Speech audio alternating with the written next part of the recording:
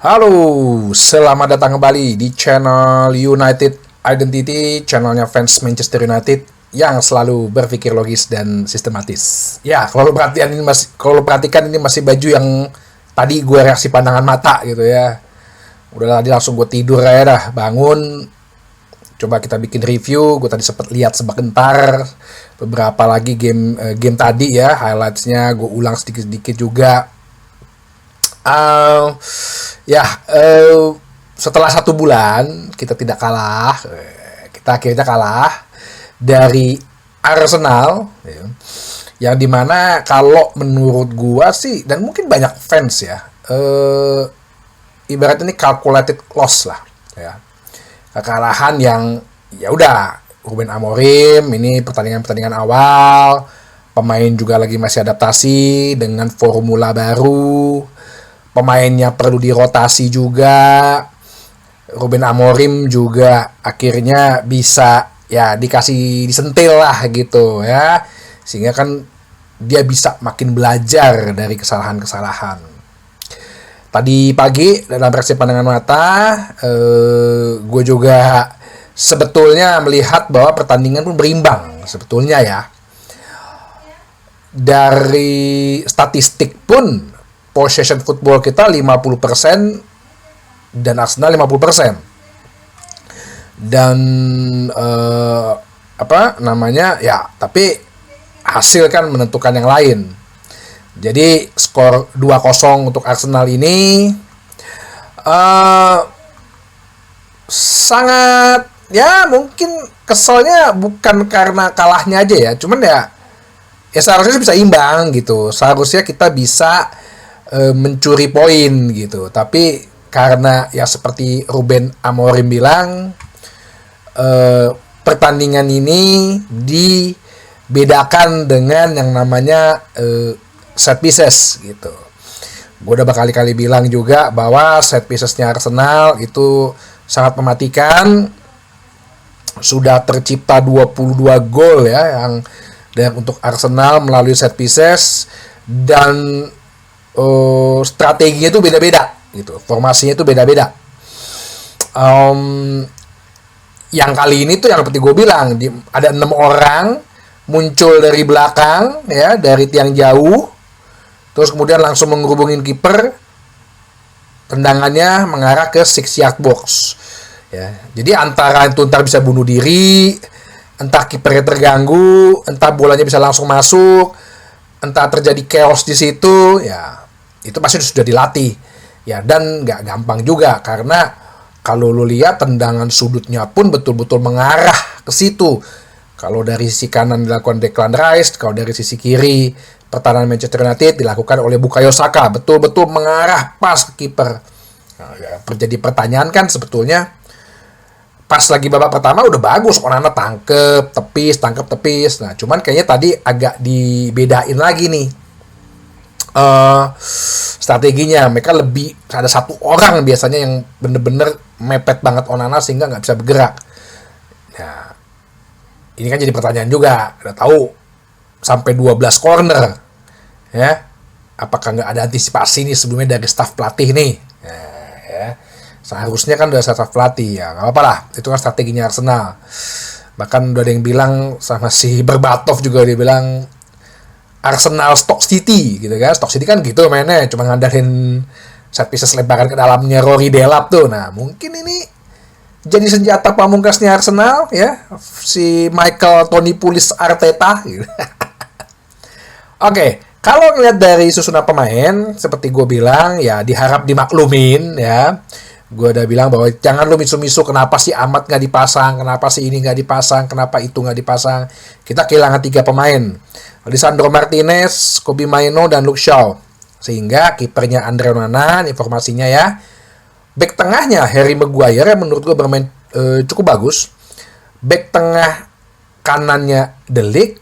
Nah, back tengah kirinya Mazraoui udah mengisi 4 posisi nih di MU.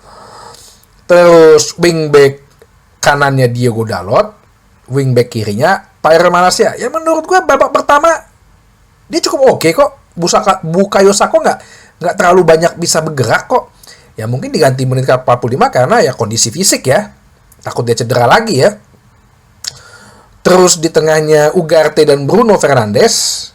Kemudian 3 di depan. Nah ini agak menarik. Mason Mount, Alejandro Garnacho, dan Rasmus Højlund. Jadi persis lah seperti apa yang dilakukan waktu melawan Bodo Glimt. Oke. Gue melihat melihat formasi, gue pikir ya kita akan melakukan push nih. Push higher gitu ya, dengan garis tinggi ketika seperti kita menghadapi Bodo Glimt. Tapi kan Amorim juga pasti berpendapat bahwa ya ini bukan Bodo Glimt, ini Arsenal.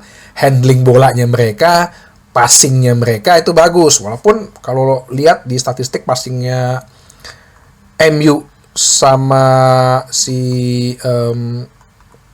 Arsenal, akurasinya sama-sama 90%. Nah, pertandingan berjalan agak lama, sama-sama berhati-hati gitu ya. Gue gak tahu apakah kayaknya memang Arsenal ini karena udah buntu akhirnya yaudah kita ngincek corner deh. Corner tuh pertama sampai 5 apa 6 gitu. Sedangkan Manchester United kalau gue lihat gini seperti susah untuk keluar gitu. Berapa kali kita ya banyak passing di belakang, tapi ketika kena oleh pemain-pemain Arsenal sulit untuk keluar gitu. Karena ya mestinya sih kalau ada Kobbie Mainoo lebih enak ya. Kobbie Mainoo itu kan bisa narik lawan gitu loh. Kalau Bruno itu dia terlalu banyak lihat lian gitu, keluar gitu loh, pengen ngumpan kemana. Jadi kadang-kadang bolanya suka hilang. Kalau Kobbie Mainoo tuh enggak gitu, bisa di-keep gitu bolnya. Kita nggak ada yang ball keeping gitu loh, nggak ada yang holding ballnya nggak ada. Jadi ketika di 3 back berkutat-kutit sama wingbacknya itu puter, mentok, akhirnya direct ball lagi, akhirnya balik ke Onana, direct ball lagi ke depan. Nah ini yang gue lihat satu hal yang pertama yang menjadi kekurangan kita tadi pagi, kita tidak bisa keluar pada saat progressive play ya, saat build up play-nya kita nggak bisa keluar dari zona pertahanan kita sendiri. Terus yang kedua juga pada saat transisi, malah ketika sudah memasuki setengah lapangan banyak delay-nya ya, terlepas dari Garnacho ya yang berapa kali ribet dengan kakinya gitu, dribblenya dia out sendiri gitu. Kita kasih lagu aja Pak Garnacho nih ya, dia pikir dia yang paling hebat. Lagunya Serina tuh. Ya memang ini anak harusnya sih harus dibawa down to earth dulu, injek bumi dulu gitu ya, cadangin dulu, terus suruh belajar dulu lah supaya kepercayaan dirinya atau skillnya sih khususnya sih. Kalau pede sih kepedean dia kayaknya, terlalu pede, cuman skillnya gitu harus dilatih dulu ya, jangan cuman bisanya curhat di Instastory doang. Nah, gue ngeliatnya Wadi permainan berjalan imbang nih. At least kita bisa kayak cetak gol gitu. Tapi kita corner aja babak pertama kagak ada. Itulah yang menyebabkan, karena kenapa? Ya serangannya sepertiga pertahanan, begitu masuk sepertiga pertahanan Arsenal mentok. Entah pemainnya terlambat masuk, Dalot terlambat masuk, kadang Mason Mount juga terlambat masuk, Højlundnya dijaga oleh 2 udah nggak bisa ngapa-ngapain, bermain-main bola. Gue nggak tahu ya dia kenapa ya, kalau ada bola lambung gitu kenapa sih nggak dia lompat untuk nyundul gitu, kayak ya gaya-gaya Inggris lah, long ball gitu. Dia malah body charge terus berusaha untuk nahan gitu. Itu kan pasti kemungkinan untuk ini, maksudnya dia jadi pemantul aja gitu loh, kayak Vela ini gitu, jadi pemantul bola, atau jadi kayak Lukaku dulu lah. Lukaku juga sempet gitu jadi pemantul bola. Nah ini yang gue agak bingung juga, strategi direct ball long ballnya seperti apa. Babak kedua ya, setelah babak pertama tidak ada pergantian pemain, tapi ya itulah akhirnya ya setelah corner lagi ya, gue sih udah berpikir nih jangan sampai jebol lewat corner. Kayak jebol lewat tendangan sudut ya melalui Jurriën Timber. Skemanya semua hampir sama. Terus nah yang gue senengnya dari Amorim itu kan menit ke-54 ya, gol pertamanya Arsenal. dia tuh cepet. Nah, dia tuh langsung cepet switch gitu. Setiap strategi itu dia cepet switch. Itu yang gua kasih kredit dia, dan gua pengen sih dia terus ya melakukan itu. Dia langsung mengganti Maguire dengan Lenio Road juga karena Maguire udah habis kena kartu kuning, mengganti Mason Mount dengan Marcus Rashford, serta mengganti Garnacho dengan Joshua Zirkzee. Wah, ini agak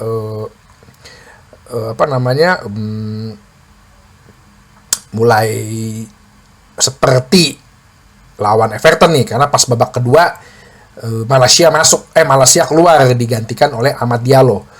Permainan lebih hidup. Permainan justru lebih hidup.